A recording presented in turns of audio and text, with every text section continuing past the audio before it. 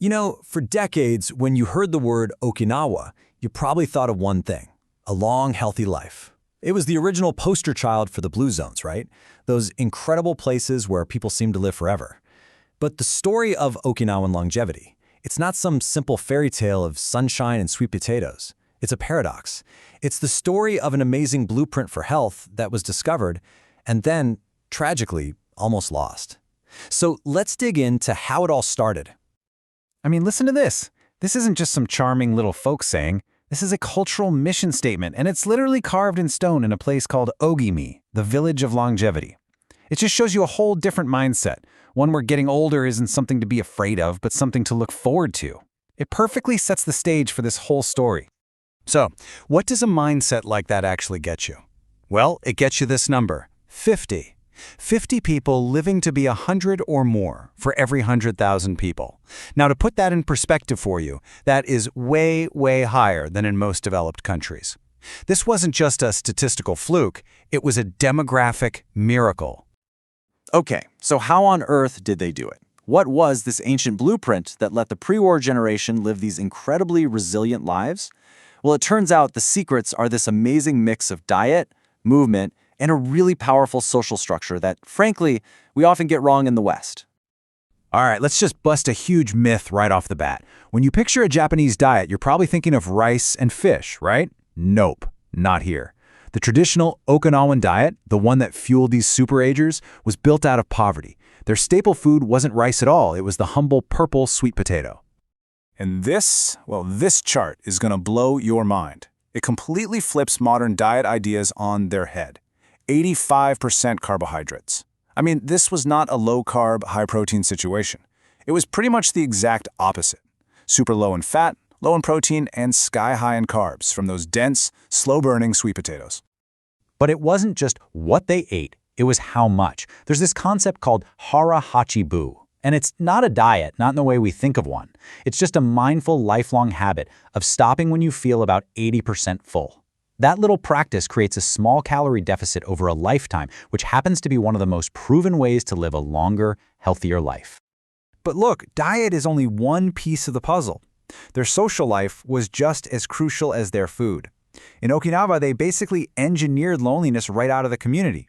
And think about this. We now know that loneliness carries a mortality risk that's comparable to smoking 15 cigarettes a day. They had a solution. And that brings us to another huge idea that we've kind of messed up: Ikigai. You've probably seen that Venn diagram floating around online, right? What you love, what you're paid for, what the world needs. Yeah, just forget all of that. That is a Western, business-minded take on a much deeper Japanese idea. This shows the difference perfectly. The real, authentic Ikigai has absolutely nothing to do with your job or money. It just means the happiness of being alive. For an Okinawan centenarian, their Ikigai could be tending their garden, or perfecting a weaving pattern, or just seeing their friends. It's your reason to get out of bed in the morning, and it has nothing to do with a paycheck.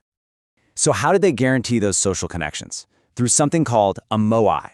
It actually started as a way for villagers to pool their money. But over time, those financial ties grew into these unbreakable emotional bonds.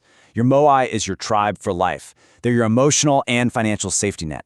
If you don't show up, they come looking for you. It's just this powerful built-in cure for isolation. And finally, you've got movement. But again, not exercise like we think of it. No gyms, no workout classes. Their lives were just filled with constant, natural motion.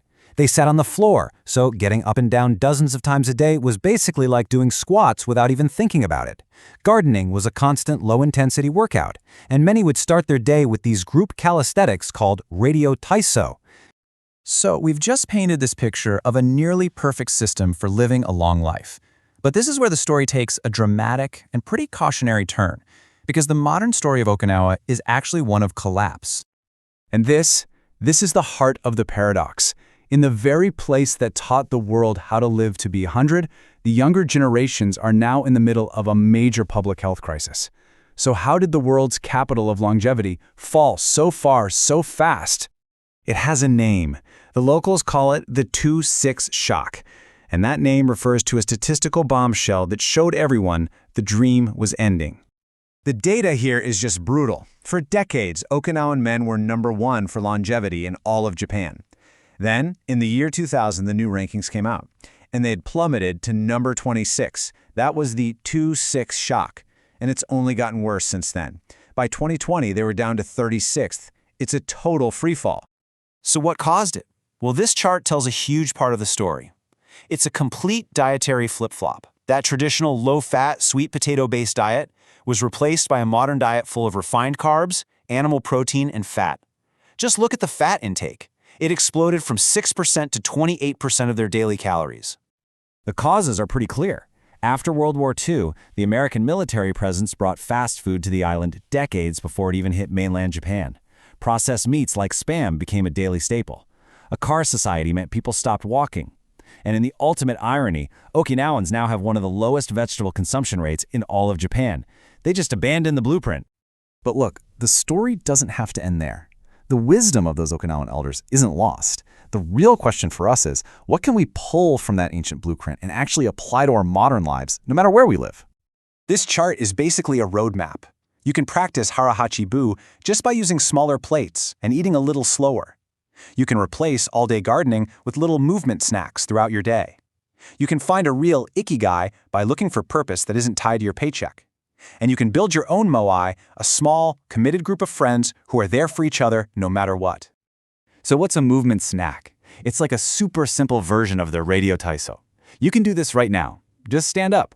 Stretch your arms up high, do a few big arm circles, bend gently from side to side, a little gentle twist for your body. That's it. It's just about taking your joints through their range of motion every day. It literally only takes a minute. Ultimately, the most powerful lesson from the Okinawa paradox is that longevity isn't some magical quality of a place or your genes. It's the result of a specific set of things you do every day. It's a practice. The blueprint is right there for us, a gift from the Okinawan ancestors. So the only real question left is, which of those practices will you choose to begin?